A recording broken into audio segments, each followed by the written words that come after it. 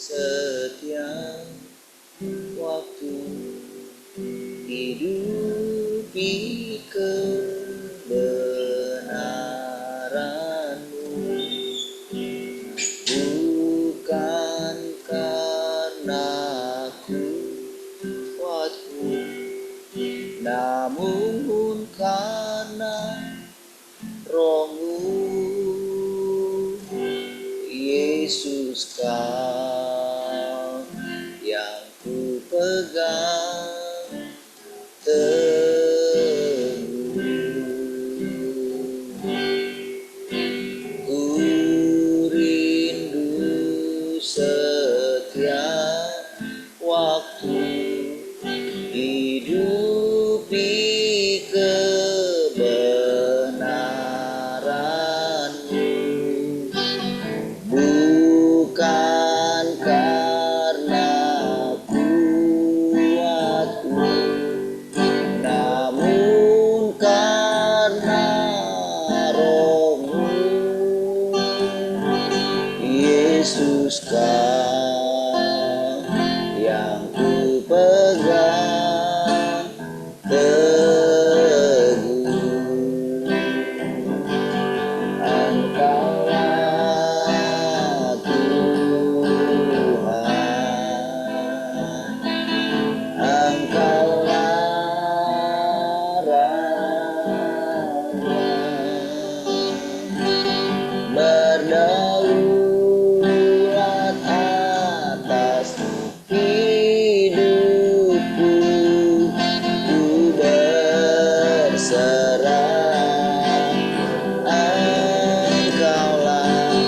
Engkaulah Tuhan,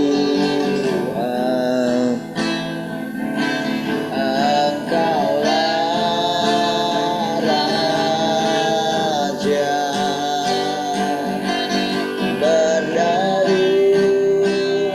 atas hidupku. Ku berserah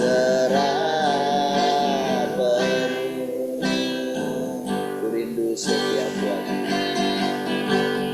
ku rindu setiap waktu hidup di kebenaran-Mu, bukan dengan kuatku, namun karena Roh-Mu. Yesus, Kau yang ku pegang teguh. Engkaulah Tuhan, Engkaulah Raja, berdaulat atas hidupku. Ku berserah, Engkaulah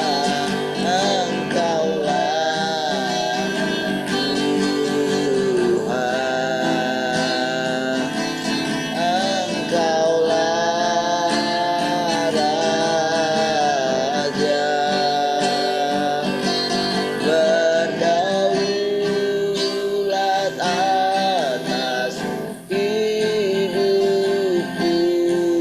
Ku berserah. Sekali lagi katakan, Engkaulah Tuhan,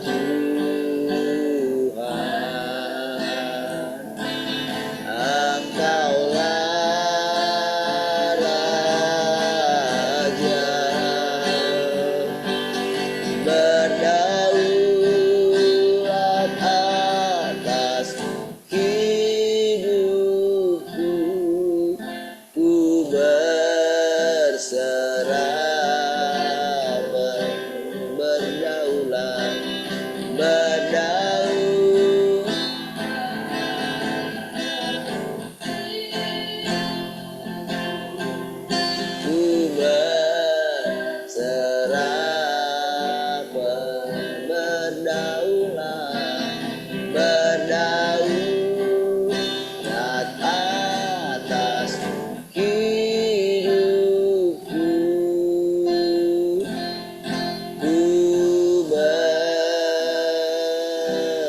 berserah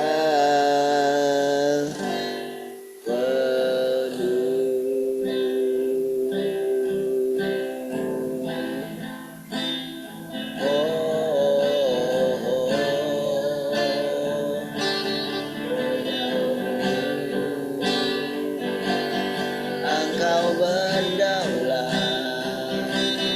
berdaulat penuh, berdaulat atas hidup kami.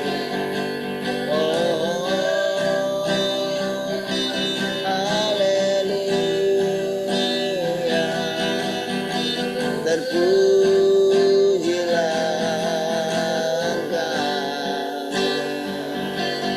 kami naikkan doa kami, menyerahkan seluruh hidup kami.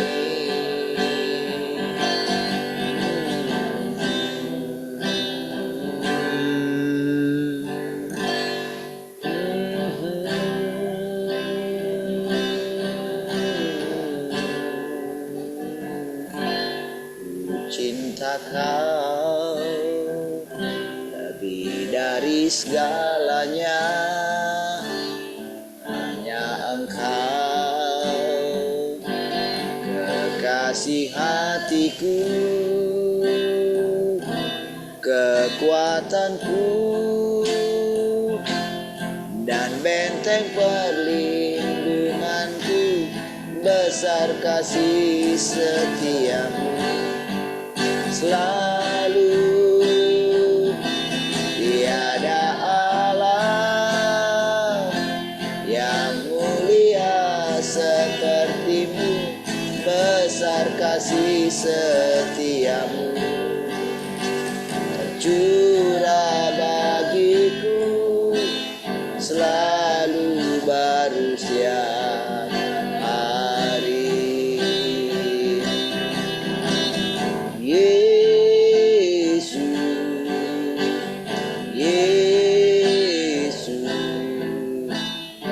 kekasih hatiku. Yesus, oh Yesus, ku cinta selamanya. Cinta kau dari segalanya, hanya engkau kasih hatiku, kekuatanku, dan benteng perlindunganku. Kepadamu ku berharap selalu. Tiada Allah yang mulia sepertimu, besar kasih setiamu, tercurah bagiku, lalu baru setiap hari. Yesus,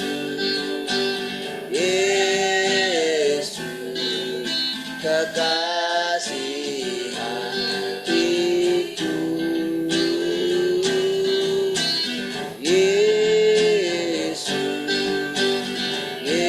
Yesus, ku cinta selamanya. Yesus,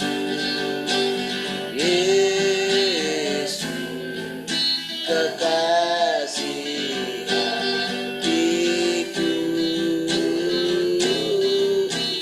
Yesus,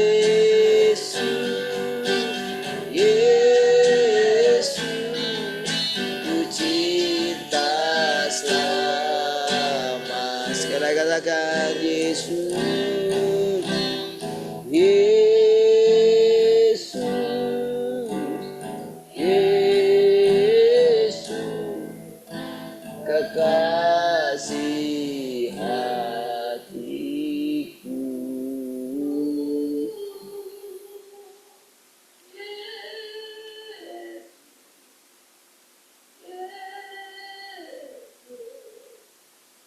cinta selamanya,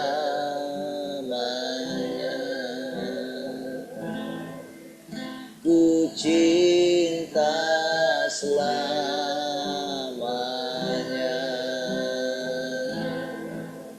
ku cinta selamanya.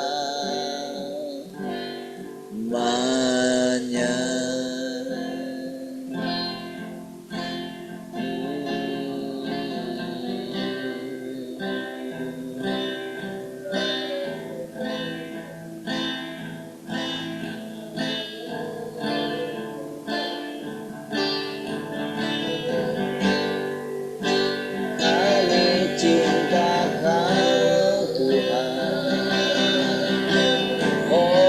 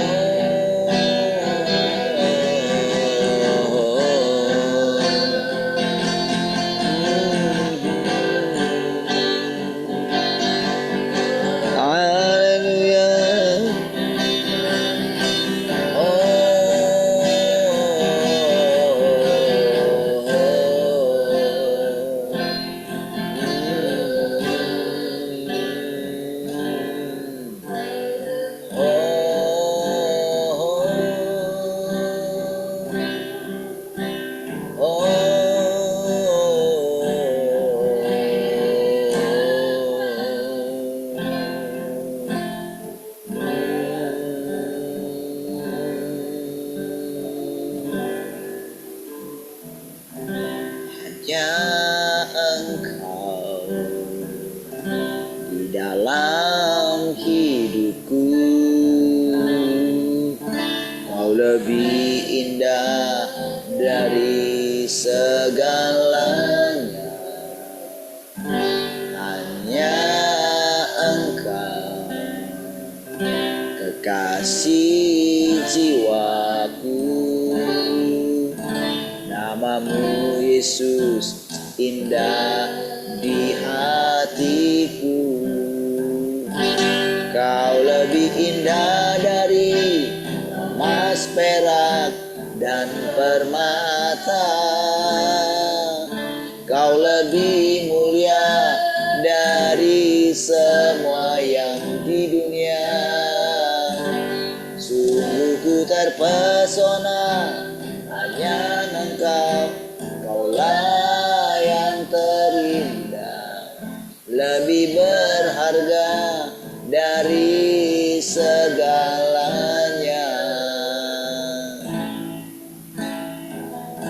Hanya Engkau di dalam hidupku, Kau lebih indah dari segalanya.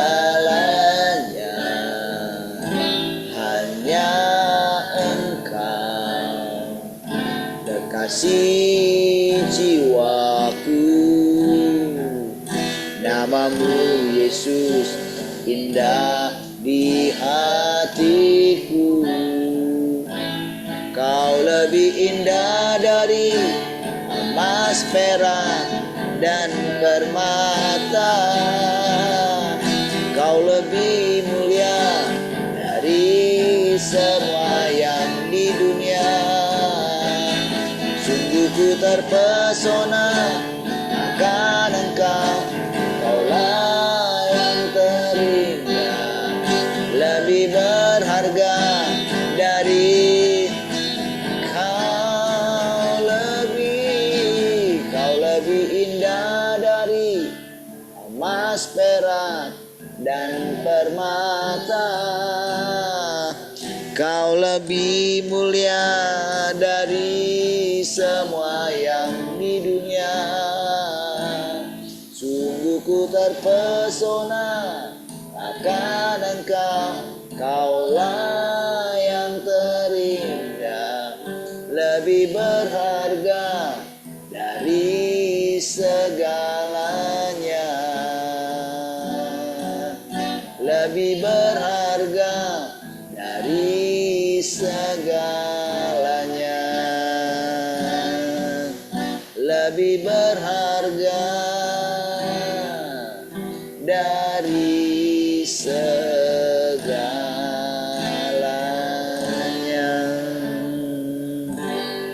Haleluya. Si Tuhan, bersyukur pagi hari ini. Terpujilah Engkau Tuhan, terus memimpin dan menuntun kami. Kami tundukkan hati kami lagi pagi hari ini, untuk kami disegarkan oleh firman Tuhan. Terpujilah Tuhan, haleluya. Kita yang mengasihi Tuhan sama-sama katakan, amin. Baik, puji Tuhan, shalom semua.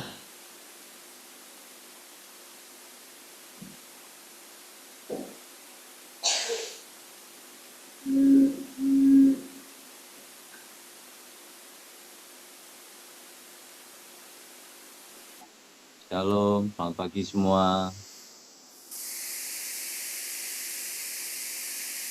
Shalom, selamat pagi semua.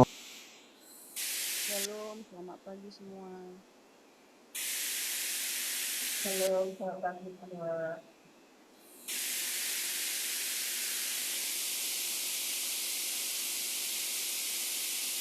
Selamat pagi semua.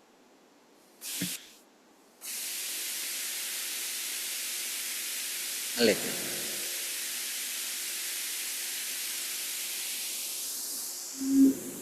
Agak ini kah? Bagaimana suaranya? Oke kah? Cek 1 2.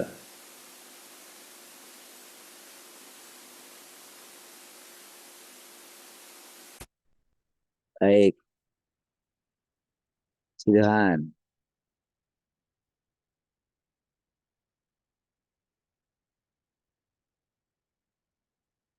Apa internetnya slow?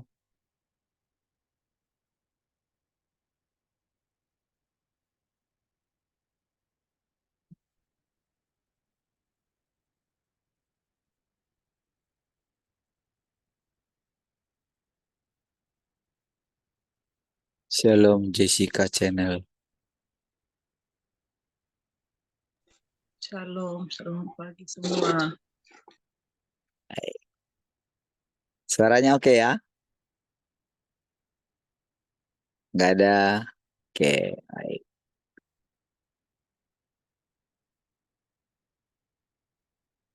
Ya, mari kita lanjutkan kembali ya. Kemarin kita tadi malam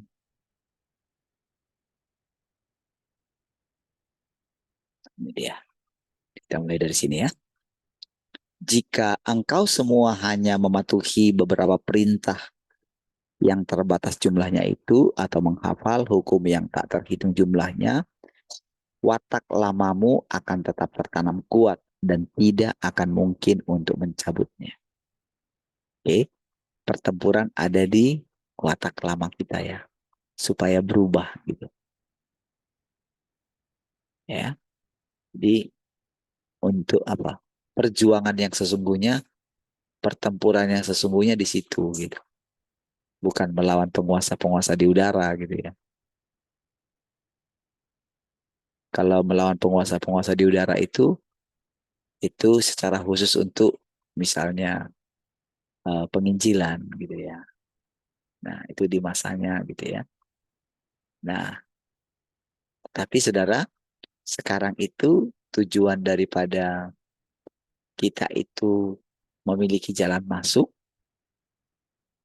ya adalah supaya watak lama kita itu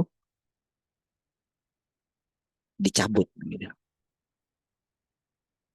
Dengan firman Tuhan itu, saudara. Dengan firman Tuhan yang kita dengarkan setiap hari, kita persekutukan. Disitulah dia tanpa sadar gitu. Tanpa kita sadari gitu ya. Itu benar-benar saudara, musuh kita itu dikalahkan gitu. Dan pada akhirnya kita ditaklukkan gitu. Ya. Kita ditaklukkan, akhirnya kita kembali menyatu. Nah, itulah perjuangan yang dilakukan oleh Tuhan gitu, melalui firman-Nya gitu. Jadi walaupun nampaknya firman itu rasa-rasanya kadang kita tertipu, saudara. Tertipunya itu kita seperti nggak merasakan sesuatu gitu. Nah, padahal saudara, eh, selain pikiran kita, alam bawah sadar kita pun merekamnya. Gitu. Jadi sering juga di alam bawah sadar kita itu ternyata segala sesuatu itu bekerja gitu. Alam bawah sadar ini artinya kita tidak menyadarinya secara fisik gitu. Sama seperti ketika Tuhan bekerja, ketika kita ada di dalam rahim ibu kita gitu. Dia bekerja gitu. Oke, jadi prosesnya seperti itu gitu. Ya. Nah, dengan demikian engkau semua akan menjadi semakin bejat. Kalau kalau hanya firman yang Taurat itu saudara menghafalnya, maka tidak akan terbongkar gitu.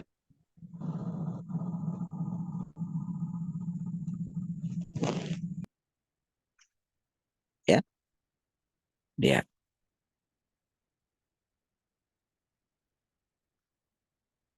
Dan tidak seorang pun dari antaramu akan menjadi patuh.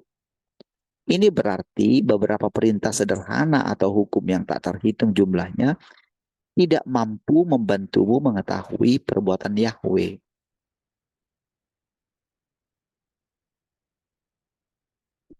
Engkau tidak sama dengan orang Israel dengan mengikuti hukum Taurat dan menghafal perintah-perintah. Mereka mampu menyaksikan perbuatan Yahweh dan mempersembahkan pengabdian mereka hanya kepadanya. Namun engkau semua tidak mampu mencapai hal ini.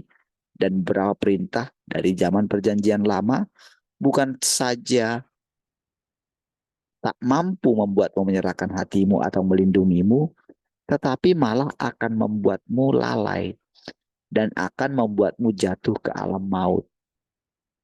Karena juga kita bukan orang Israel gitu.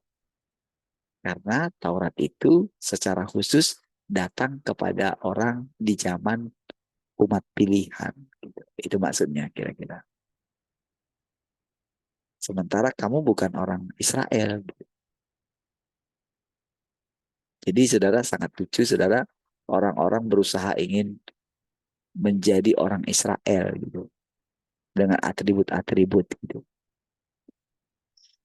Dengan bahasa-bahasa gitu. Mereka saja gagal gitu. Karena melanggar satu pun sudah salah gitu. Makanya sampai murid-murid itu kan ketika datang perintah baru dari Tuhan itu sampai mereka bilang kayak gini, jadi siapakah yang akan selamat? Sulit rasanya karena apa? Pada waktu itu kan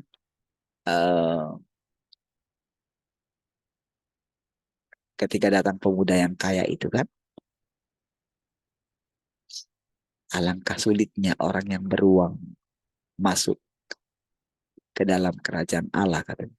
Makanya murid-murid bilang, kalau begitu siapakah yang akan masuk ke dalam kerajaan sorga gitu.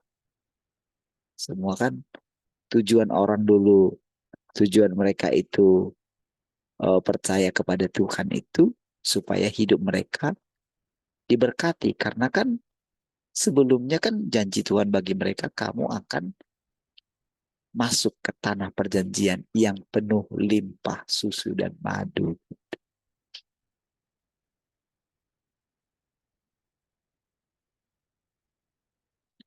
Ketika mereka sampai di situ, ketika masuk masa kejayaan gitu kan, mungkin masa yang paling jaya itu dan damai itu adalah kerajaannya Salomo gitu kan.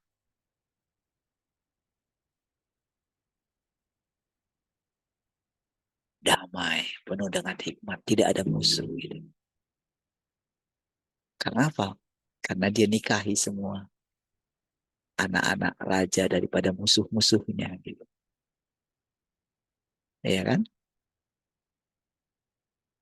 Jadi damailah kerajaan itu sampai waktu tertentu gitu. Sampai ketika Salomo itu pada akhirnya eh, ketika dia menjadi tua, dia tidak mendapatkan hikmat yang dari atas gitu. Jadi dia terus selidiki hikmat yang ada di bumi ini gitu. Dia lebih banyak bersekutu dengan semut-semut gitu kan. Bersekutu dengan pohon-pohon, dengan burung-burung, dengan binatang-binatang gitu. Dengan ciptaan. Karena dia harus memenuhi eh, kehausan daripada orang-orang yang datang ke negaranya. Kan gitu ceritanya dulu.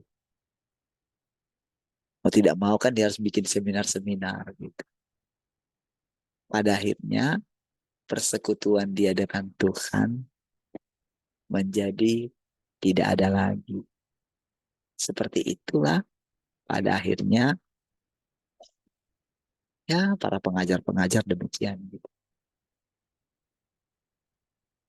Dia tidak lagi saudara bersekutu dengan Tuhan. Oke. Nah, lihat.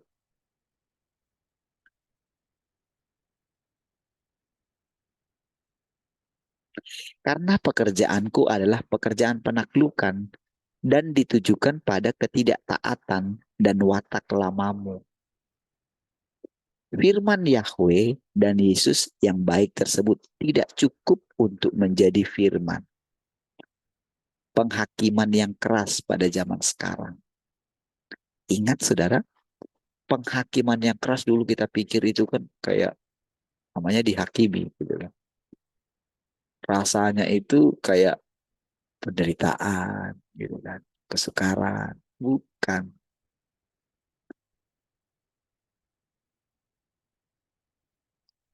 Karena tujuannya adalah penaklukan. Bukan untuk membuat kita mati gitu. Hukumannya bukan untuk membuat kita itu mati gitu. Karena watak tertingginya adalah kasih.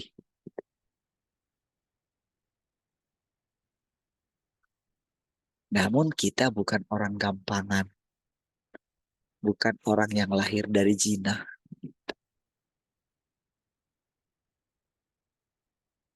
Makanya kita diperjuangkan gitu. Jadi ketika seseorang menyadari dirinya dipilih oleh Tuhan, ya kan? Itu kan berarti kan firman kan, percaya pada firman kan. Betul nggak? Kan waktu kita itu menyadari, waktu kita mendengarkan firman lah, maka Tuhan menunjukkan pekerjaannya yang telah dia lakukan atas diri kita, atas diri keluarga kita.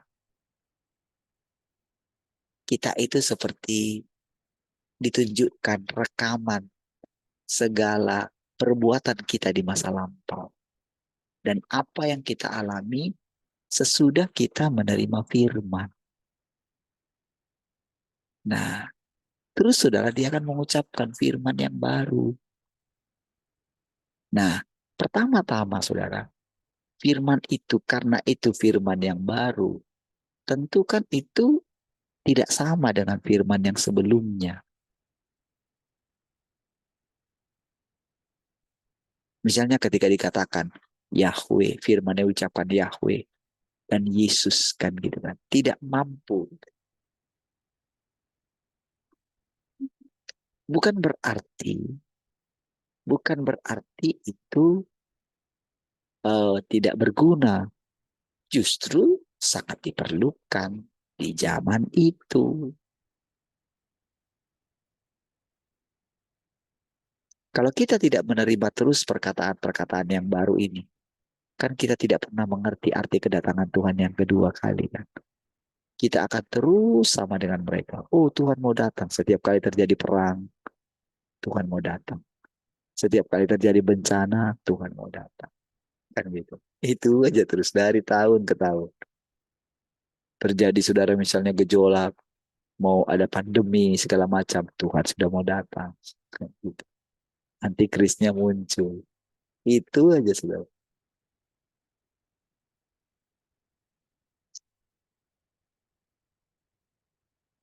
Iya. Tetapi ketika kita mendengarkan firman saudara ya, maka firman itu akan membawa kita kepada terang yang baru. Gitu. Jadi berbeda. Makanya dikatakan tadi tidak mampu. Makanya firman yang sekarang itu sungguh sangat berbeda gitu dengan firman yang sebelum. Tentu ya wajar dong gitu kan. Teknologi juga berjalan terus gitu kan. Maju terus. Sementara Tuhan itu juga kan namanya selalu baru gitu.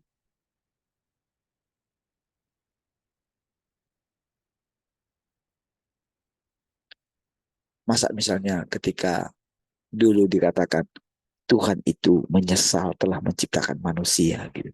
Masa kita ucapkan itu sekarang terus gitu.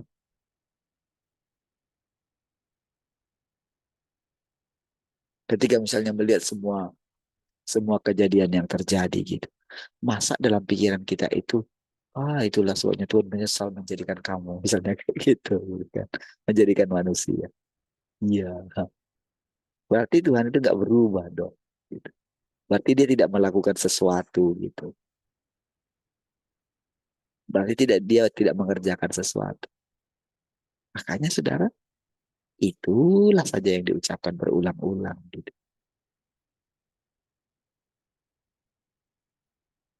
Kalau saudara pernah nonton itu ya, penyekap atau apa?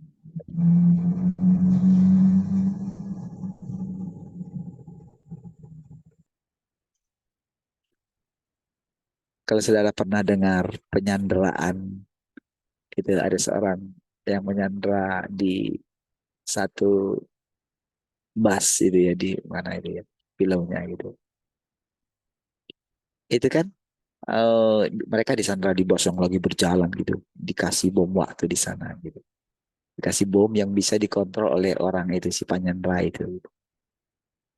Jadi penyelamat berusaha menyelamatkannya gitu kan dengan berbagai macam cara. Cuman kan di sana ada CCTV gitu. Dia sudah pasang kamera di sana gitu yang memantau semua kegiatan yang ada di mobil itu gitu. Jadi kalau ada penyelamatan nanti eh dia akan dia akan bunuh satu orang gitu. Buang, gitu. Nah, saudara, jadi eh dia lihat dari CCTV itu gitu. Oke. Nah, jadi ketika seperti itu gitu, lalu eh, dilacak lah gitu. Ada orang yang bisa melacak sampai bisa masuk ke CCTV dari mobil itu gitu, dari bus itu gitu kan. Masuklah dia gitu. Jadi dibuatlah apa namanya? Dibuatlah apa namanya? Jadi CCTV-nya itu berhenti gitu pada satu posisi gitu dan itu diulang-ulang terus gitu. Jadi buat rekamannya langsung mereka hubungkan ke stasiun TV gitu ya. Jadi mereka buatlah itu terus berulang-ulang. Itu aja terus gitu. Sehingga yang dilihat oleh si itu, si penyandera itu, wah dilihat itu terus gitu berubah. Itu terus nggak ada ini terus. Dia tadinya nggak menyadari gitu. Sehingga satu demi satu itunya bisa diselamatkan gitu lewat pasien itu. Nah, jadi kira-kira seperti itulah saudara. Tapi ini kebalikannya gitu. Kebalikannya Jadi lewat itu semua, saudara. Lewat terus mengulang-ulang itu, saudara. Jadi kita itu tidak akan pernah bisa memasuki apa itu negeri yang sudah diimpi-impikan oleh setiap orang di masa yang lampau. Kan dikatakan dalam kitab Ibrani, seandainya tanah perjanjian itu ada di bumi ini, gitu. Seandainya tanah air kita ada di bumi, tentu tinggal balik aja ke sana. Kan gitu kan?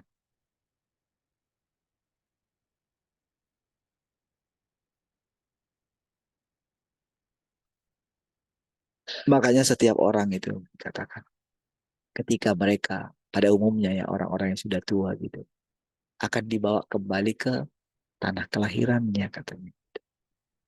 Misalnya kalau orang sudah agak tua gitu ya, apalagi sakit, dia di perantauan. Dia itu kerinduan dia itu pulang ke kampung halamannya. Kayak apa namanya? Kayak rohnya itu dipanggil gitu. Balik ke sana gitu. Perhatikan. Karena pikiran dia jangan-jangan nanti aku, atau kalau enggak dia pesan gitu.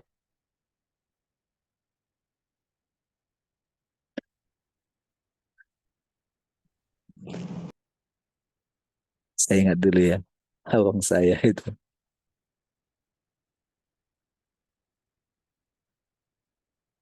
Ketika sebelum dia ini kemarin itu, dia bilang, kalau aku mati nanti, aku juga mau dikuburkan di sana ya katanya. Ada kuburan kami di sana. Wih, kenapa bilang kayak gitu? Dia masih sehat walaupun di ini kakinya waktu itu sudah diamputasi ya. Wah, kenapa bilang gitu? Iya, aku pengen di sana aja gitu. Saudara, eh, berulang-ulang di situ, saudara. Makanya nanti dikatakan, saudara, manusia itu akan dikelompokkan menurut jenisnya. Gitu. Makanya, saudara, ketika kita ini semua belajar, gitu, kan orang tidak tahu, saudara, apa yang sedang kita pelajari. Siapalah, saudara. Kan sungguh sangat kalau kita pikirkan misalnya. Sedangkan untuk apa ya sekolah favorit, saudara ya, atau sekolah atau misalnya kayak perguruan tinggi favorit gitu ya. Itu kan untuk masuk ke sana ketika misalnya lewat jalur undangan gitu ya. Kan kalau bisa lolos ke situ kan, wah orang tuh bangga sekali gitu kan. Apalagi kalau dulu ITB ya, aduh, itu sudah tersiar kemana-mana. Kalau dia ngomong misalnya cerita sama orang gitu, "Eh, lulusan dari mana? ITB, kata, wes. Jangankan selesai kuliahnya, pernah kuliah di sana aja sudah luar biasa. Nah, saudara, ketika kita sekarang, saudara, kuliah yang menjadi dosennya adalah Tuhan itu sendiri. Sementara kita ini kan harusnya kan nggak layak di sini gitu. Dari segi apa gitu. Dan Tuhan mengatakan kepada kita, Tuhan menampakkan dirinya kepada kita setiap hari. Dia ngajari kita. Dia itu kayak gini, saudara. Kayak dulu kayak murid-muridnya itu. Misalnya murid-muridnya kan bilang kayak gini. Guru, katanya kan Elia mau datang katanya. Elia akan datang katanya. Dikatakan nabi-nabi dulu itu katanya. Lalu Yesus bilang kayak gini. Itu kan orang-orang kan nggak tahu kan.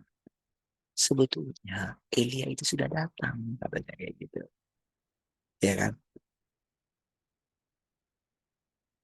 Lalu ketika Yesus mengucapkan itu, barulah mereka sadar kalau Elia yang dimaksud itu adalah Yohanes.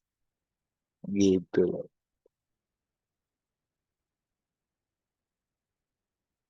Jadi saudara, bayangkan Tuhan Yesus itu mengajarkan kan hanya kepada murid-muridnya yang tidak dianggap pada waktu itu, saudara.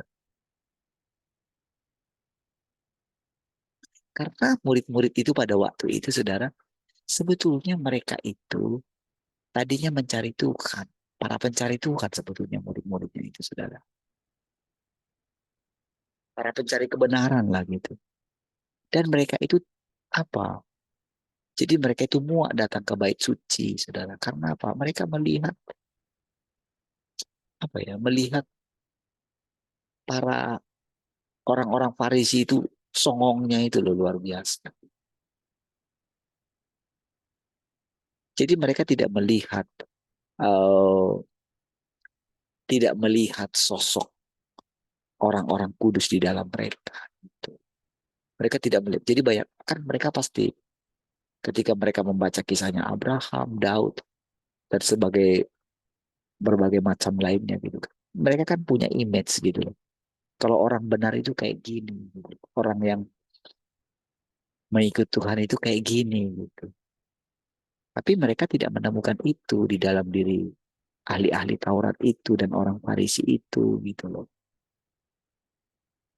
Jadi mereka muak di sana gitu. Akhirnya mereka ada di luar. Sama juga dengan Yesus gitu. Dia ditolak dari sana. Dia tidak mau menjadi bagian dari mereka gitu. Karena memang kan dia dari atas. Oke? Nah, jadi disitulah saudara orang-orang itu menjadi orang-orang yang di luar sinagoge, saudara. Nah, jadi kalau kita lihat diri kita ini sekarang, saudara, dari setiap firman yang kita dengarkan, dari Tuhan bawa kita, kan ketika dulu kita di RTM aja, kita itu sebetulnya kalau mereka tahu gitu kan, harusnya kita sudah dikeluarkan gitu. Karena mereka sangat menentang ajaran guru kita. Benar itu. Apalagi setelah sekarang lagi, saudara.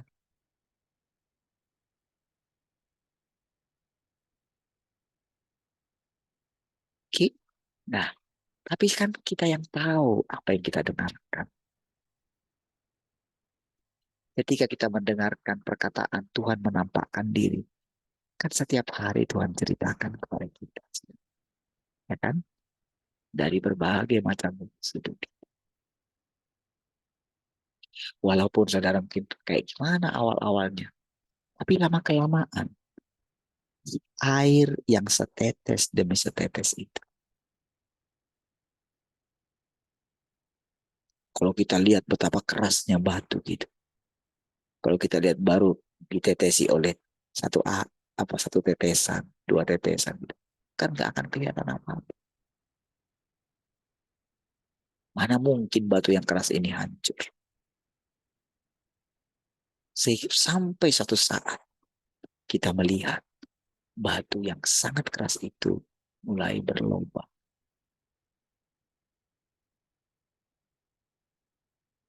Nah gitu kan. Nah, jadi saudara, firman Tuhan yang kita dengar itu saudara, yang tadinya kita nggak mengerti. Kenapa kita nggak mengerti saudara? Karena memang pikiran kita ini sudah diisi. Jadi pikiran kita ini sudah ditarik kepada perkara-perkara dunia ini sangat banyak gitu loh. Itu yang membuat kita nggak mengerti. Kita nggak bisa fokus gitu. Kita nggak bisa tenang gitu. Makanya sebelum para murid-murid itu selesai melakukan tugas mereka gitu ya. Selama firman, kalau seandainya dulu saudara, firman yang mereka pegang itu hanya pergilah, jadikanlah segala bangsa muridku, maka mereka akan sama seperti Paulus gitu.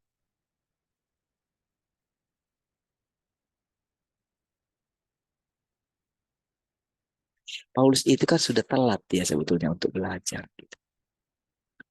Belajar tentang kehidupan. Karena memang juga awalnya dia nggak dipanggil seperti murid-muridnya. Berbeda.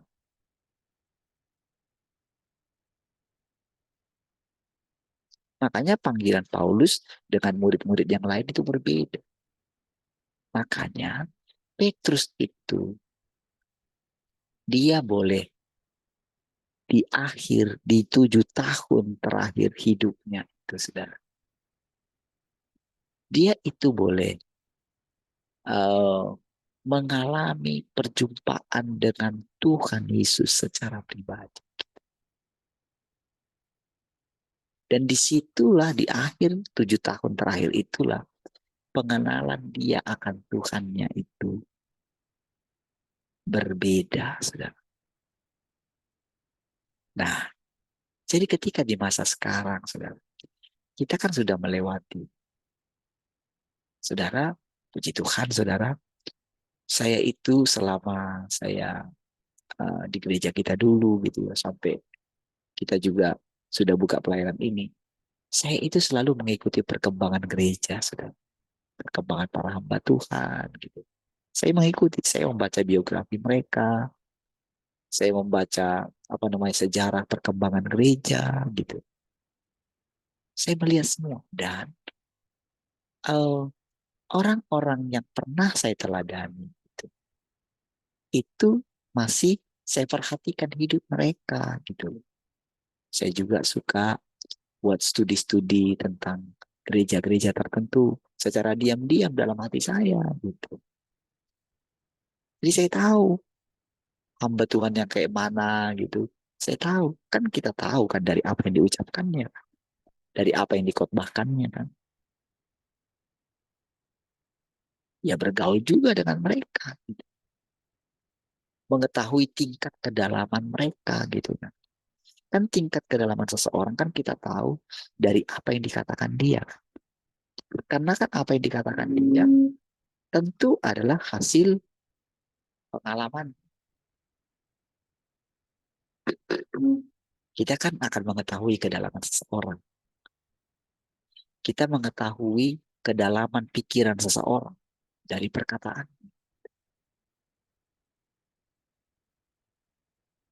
Nah, saudara, dari situlah saudara. Diam-diam Tuhan itu jadi terciptalah di dalam diri orang yang akan dipakainya sesuatu apa ya? Sesuatu pemikiran yang baru.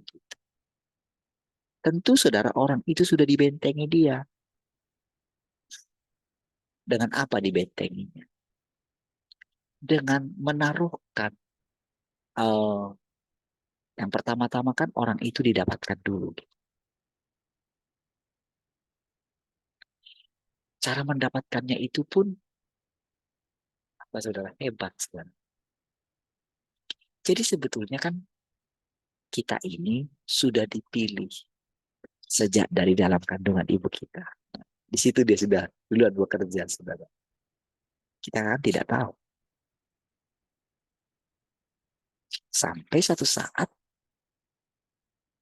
kita mengetahuinya. Kan dulu-dulu kan ibu saya nggak cerita.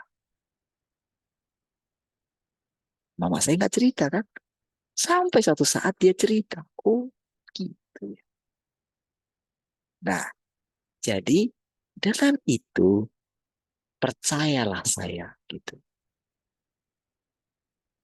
Kalau saya nggak bisa lari kemana-mana, kan tentu kan saya kan ingat segala kejahatan-kejahatan saya di masa lalu. Ya kan? Keburukan-keburukan saya. Gitu. Sampai satu saat saya mulai merenungkan kenapa ya dulu saya nggak dapat kerjaan gitu ya. Lama saya nganggur gitu. 1 tahun saya cari kerjaan gitu. Kenapa ya? Oh, barulah saya melihat rancangan Tuhan itu saudara. Masa saudara baru 2 tahun lahir baru langsung full time gitu kan. Gitu kan? Lucu.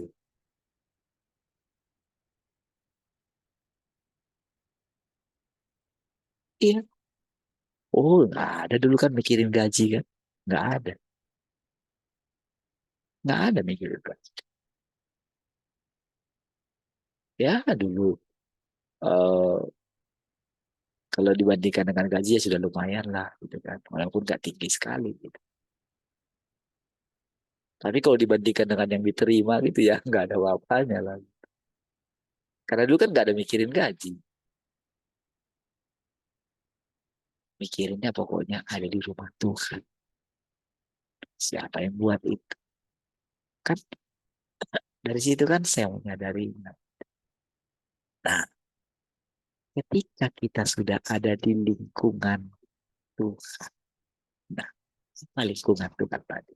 Nah, tubuh kita kan sama-sama tinggal di dunia. Kita masih punya pikiran, kita masih punya apa gitu kan. Kita masih lihat orang-orang. Kita juga kadang-kadang pengen tergoda juga memiliki apa yang dipunyai orang gitu kan. Iya kan? Tetapi alam pikiran saya sudah ada di dalam Tuhan.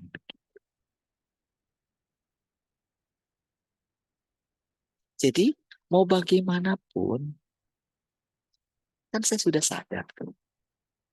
Saya sudah dipilih Tuhan. Kalau saya sudah salah dipilih Tuhan, mana mungkin? Kan firman-Nya bilang, mana mungkin? Mana mungkin kita dibuangnya? Walaupun iblis akan berusaha terus mengatakan, kamu milikku, kamu milikku, kamu milik. Dia terus berusaha gitu. Namun karena kita itu, pikiran kita sudah tercengkeram oleh Tuhan tanpa kita sadari. Maka mau gimana pun, saudara, kita pasti kembali kepada Dia. Nah, jadi saudara, dengan Dia mengucapkan firman yang baru, ya, jadi sesuai dengan waktunya, karena kita itu terus menanti-nantikan Tuhan. Kita telah apa yang menaikkan doa-doa yang kadang-kadang kita tidak mengerti.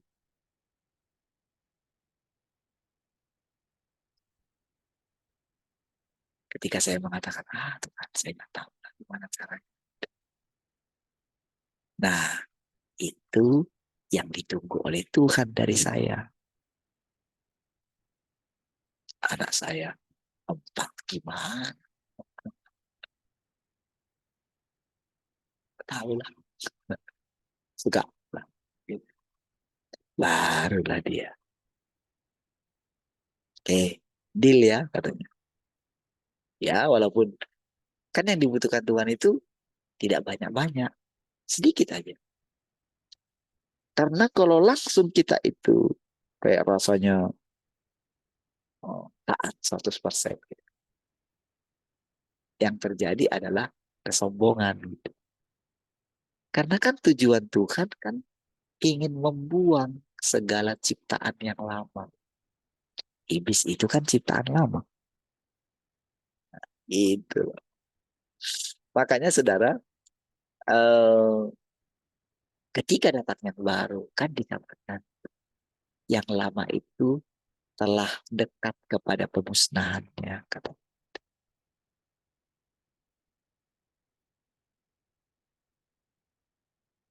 Nah, seperti itulah prosesnya ketika kita mendengarkan firman yang baru ini, saudara.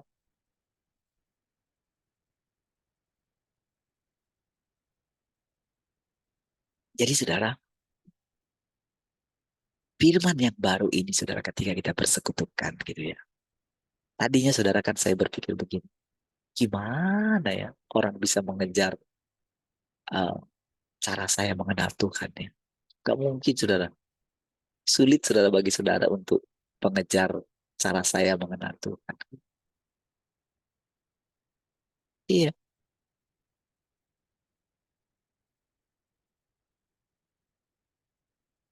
Tetapi saudara, apa yang gak mungkin menurut pikiran saya? Nah, disitulah saudara, secara perlahan kita melihat. Seperti saya katakan sama saudara. Tiba-tiba saya punya pemikiran dalam diri saya. Semua kita yang ada di sini, siapapun dia, di tingkat apapun seseorang itu, sesulit apapun rasanya seseorang itu untuk mengikuti Tuhan. Kalau orang itu mau duduk, mendengarkan Tuhan. Gitu. Duduk aja, dengarin aja. Jadi kan yang dengarkan itu kan alam bawah sadar kita. Di sini saudara sudah dikuasai oleh iblis, diam di luar ini. Pelataran kan harus masuk ke dalam. Kita kan pasti masuk ke dalam. Sementara di sini saja sudah ditutupi oleh iblis gitu. Pelataran itu kan sudah miliknya iblis gitu. Diinjak-injak.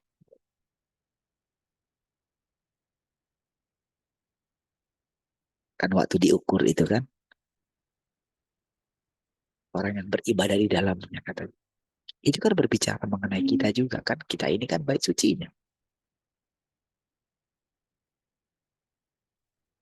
Kan kita mesti masuk ke dalam. Jadi kalau apa yang sudah dengarkan bisa sampai sejauh ini bisa mendengarkan itu karena masuk ke dalam. Tapi nggak perlu kayak misalnya kayak orang-orang yang kita dulu ini kan. Mereka harus berpuasa, menyembunyikan diri gitu kan. Mereka harus berbahasa roh kencang-kencang gitu kan. Dulu kan kita berusaha seperti itu kan. Makanya kalau kita berdoa di menara doa, waduh, menghabiskan waktu 2 jam gitu karena tugas gitu kan.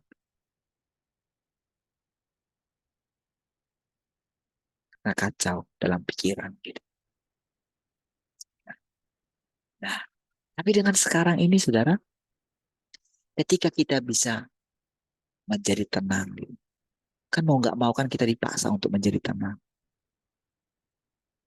Ketika masalah datang, mau nggak mau kan. Kalau saudara ada di posisi saya misalnya, dari mana saya mau berharap gitu.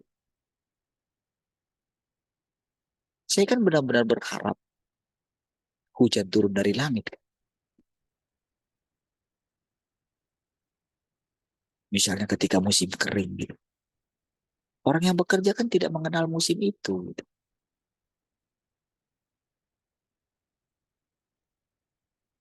Hanya petani yang akan ngerti kalau dia, apalagi kalau petani itu hanya mengandalkan hujan dari atas gitu. Kalau sudah ada sistem irigasi, saudara, dia nggak perlu. Mau nggak datang hujan sekalipun, 6 bulan gitu, bisa. Gitu. Sementara pada waktu itu, saudara, bangsa Israel itu dituntun bertaninya seperti itu, saudara. Makanya, saudara, ketika Lot dan Abraham itu berpisah, yang dilihat Lot itu kan tanah yang hijau, yang ada sumber airnya. Kan gitu lah. Makanya kan banyak orang mau dipanggil full timer itu, wah, dia siapkan dulu. Gitu. Kalau uang saya sudah cukup nanti, baru saya serahkan tidak sama Tuhan. Dengan uang saya nanti saya bisa lah pergi pelayar kemana-mana. Karena pikiran dia melayani Tuhan itu adalah pergi kemana-mana. Itu dalam pikirannya. Nah, kan kalau dalam keadaan seperti itu, saya kan saya nggak bisa lagi lakukan apa-apa karena saya sudah banyak mengalami benturan. Disitulah saya dipaksa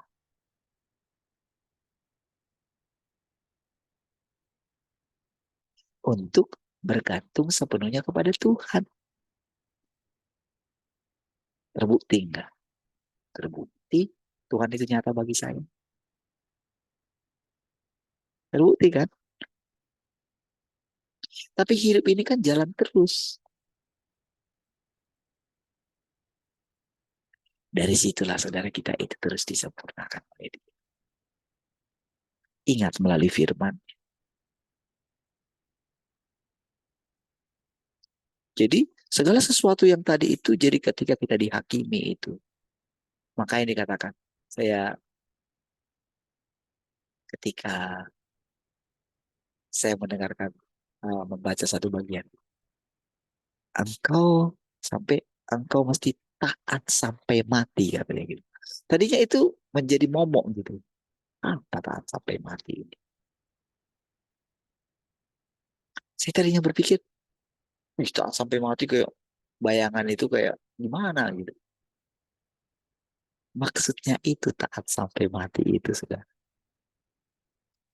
Ya kita itu taat sampai endingnya kita gitu loh. Tujuan kita bukan kematian gitu loh. Bukan. Ending kita bukan kematian. Tapi sampai kapan kita dikasih waktu untuk menghidupi tubuh kita ini, kita mesti taat. Nah, gitu sebetulnya artinya. Gitu. Saya oh, gitu.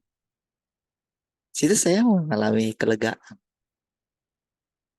Jadi, setiap apapun yang diperhadapkan kepada kita. Ingat saudara, Tuhan Yesus pun dibawa kepada pencobaan di padang gurun. Roh Kudus yang bawa dia loh. Hmm. Iya, kan setelah dia dicobai itulah, barulah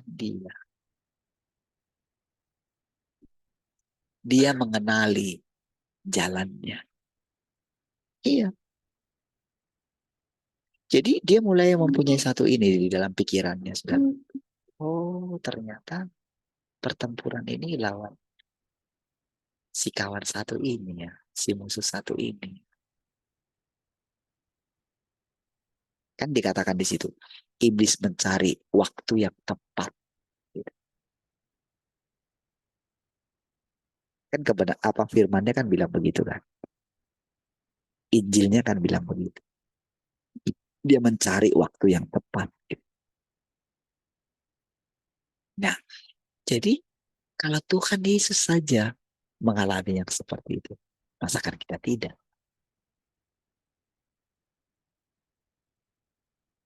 Kan katanya kita itu kan tinggal di dalam Tuhan. Tuhan di dalam kita.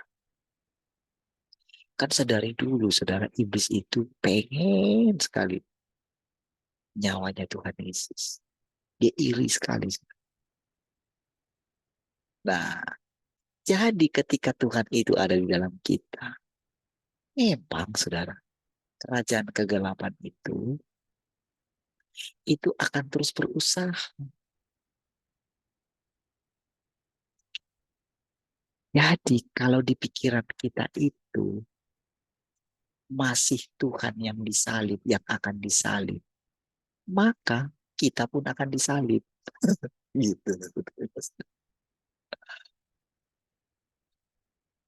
Iya, saudara.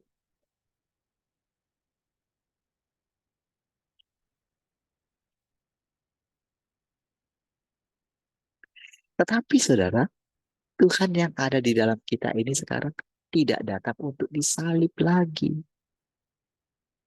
Udah selesai pekerjaan itu gitu loh.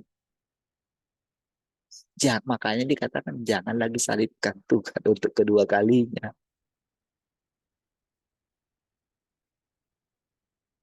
Tapi saudara, orang yang mengatakan itu saudara, karena dia tidak mengerti arti firman itu. Karena orang kan hanya berusaha untuk ini saudara. Mereka pakai ayat firman Tuhan yang lain. Jadi kayak mereka itu ini saudara. Jadi mereka itu kayak jadi orang pintar yang ini saudara bisa mengacak-acak hukum saudara, saudara.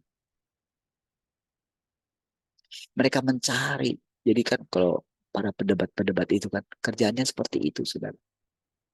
Mencari titik kelemahan daripada lawan debatnya gitu. Kan gak ada gunanya, gak habis-habisnya. Semua sama-sama akan mati di dalam kesesatan. Makanya Tuhan Yesus menghindari perdebatan.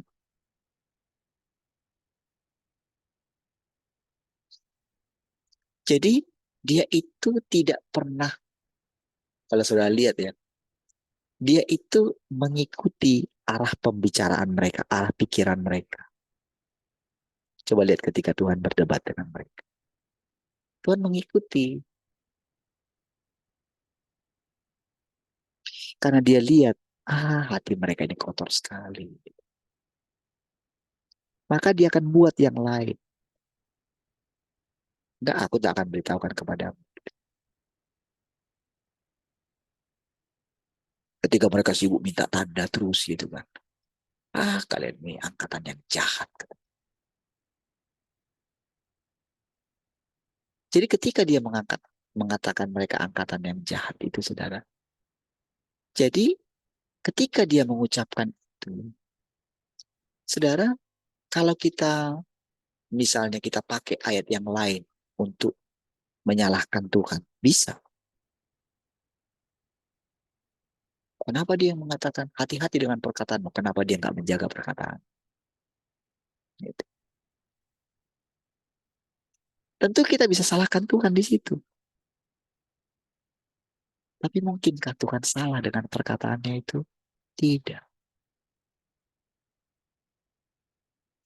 Karena kebenarannya adalah dia adalah Tuhan. Itu kebenarannya.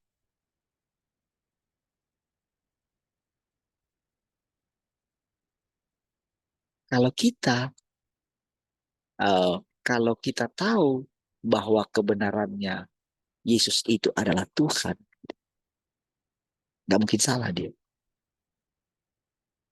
Itu aja. Nah, berikutnya barulah kita itu dijelaskan. Karena memang mereka itu harus dibuat tegar tengkuk. Rencana awalnya memang demikian. Karena apa? Mereka sangat sombong sekali. Orang Israel itu sangat sombong sekali kan. Mereka pilihan Tuhan. Gitu loh. Sama lagi dialami oleh orang Kristen. Orang Kristen yang sekarang itu sudah sangat sombong sekali, saudara. Lihatlah.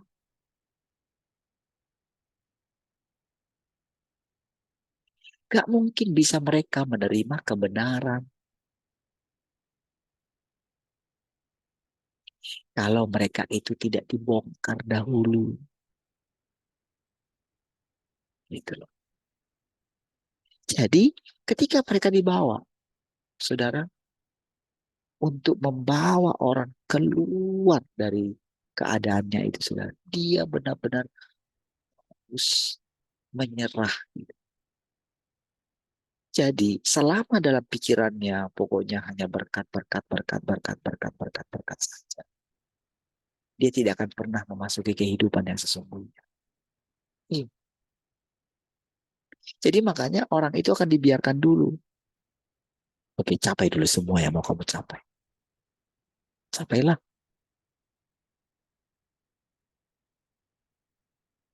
Sesudah dicapai, coba gimana? Kamu sudah bahagia enggak? Tapi sayangnya itu, saudara, orang itu baru menyadari ketika usianya itu hampir habis gitu loh. Dia nggak mencari kehidupan. Salomo juga nggak mencari kehidupan, dia hanya menikmati terus gitu loh. Kasih karunia. Sampai pada akhirnya istri-istrinya menyesatkan dia. Dia jadi penyembah berhala, saudara.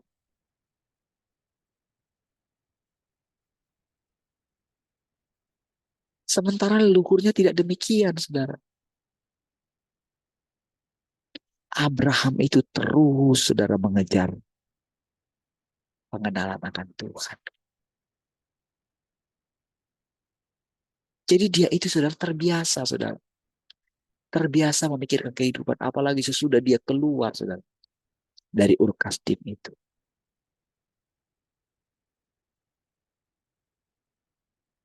Ketika dia dipanggil Tuhan di sana.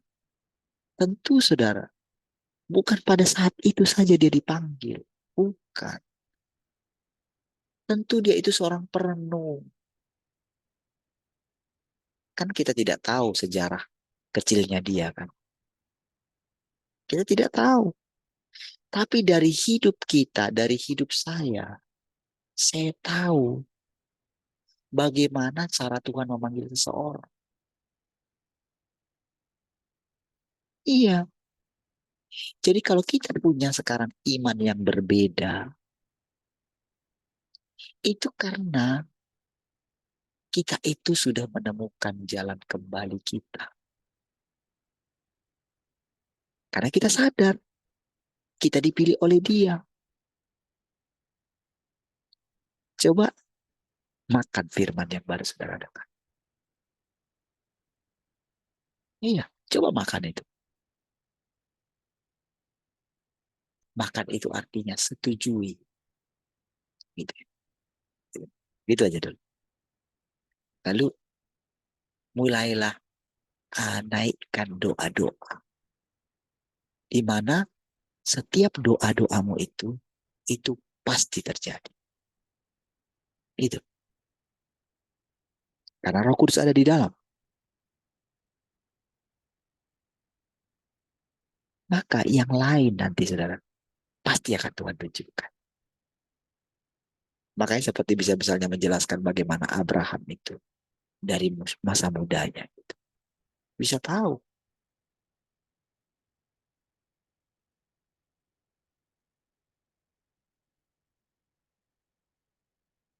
Sedangkan di dalam diri Allah saja, dia mau ceritakan keadaan dirinya.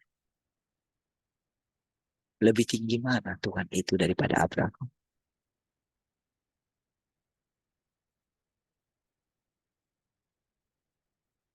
Iya.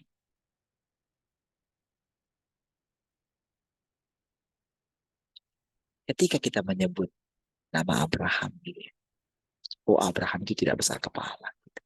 Gitu. Karena dia sudah ciptaan baru. Dia sadar yang sedang dia bicarakan, yang sedang saya bicarakan adalah pekerjaan Tuhan di dalam diri. Dia tidak punya kesempatan bicara sama kita. Tapi karena ada firman Tuhan yang mengatakan, Lazarus ada di pangkuan Abraham. Kan Yesus yang bilang. Siapa yang pernah mengucapkan itu? Yesus yang bilang loh. Itu kan firman yang baru di zaman itu, saudara. Sekaligus, saudara, sebagai kebenaran sampai kapanpun.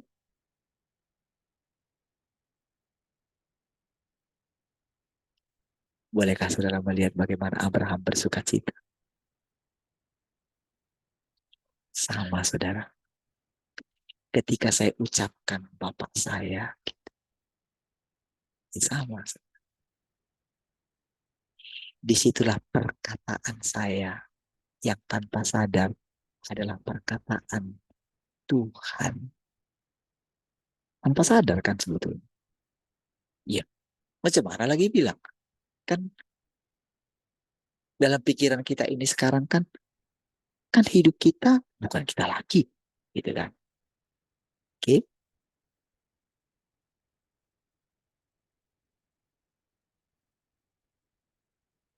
Hidup kita bukan kita lagi gitu. Kita sudah menyerah. Kita sadar kita manusia rusak gitu kan. Mau gimana lagi? Berarti kan Tuhan yang hidup dalam saya. Dari situ kan? Kan setiap hari kan kita menaklukkan diri kita. Kalau kita mau melihat Tuhan, di mana mau kita lihat? Kan di dalam diri kita yang paling jelas, yang paling dekat. Gitu.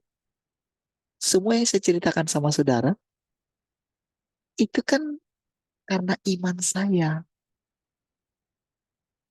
Apalagi dia mengucapkan, jangan takut, akulah perisaimu. Saya kan makin semangat cerita. Tentu ada kesalahan di sana. Jangan takut. aku sudah menanggung kesalahan itu. Wah, gitu loh saudara. Justru kalau kamu terus benar, kamu nanti akan merasa diri benar. Kamu jatuh lagi, katanya gitu. Begitu ya. Udah kamu apa adanya. Nanti kamu akan dibersihkan sendiri. Nah, disitulah baru kita bisa melihat penyelamatan kita. Sampai pada akhirnya kita meninggalkan kemah kita ini, mungkin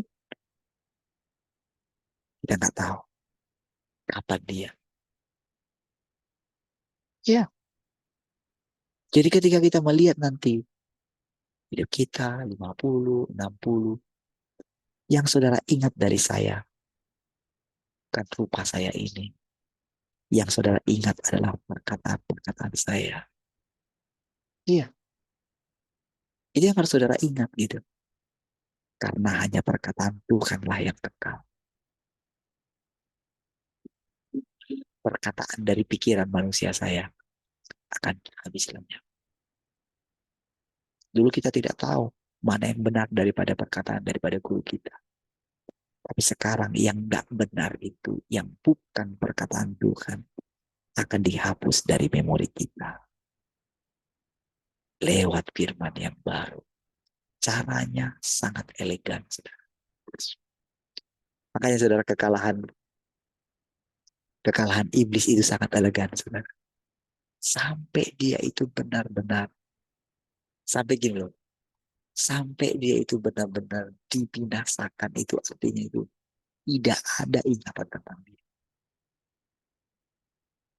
Itu hebat sekali loh. Kalau saudara merenungkan itu, saudara, hebat sekali.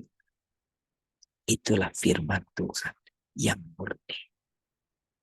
Baik, saudara, itulah. Mari kita berdoa.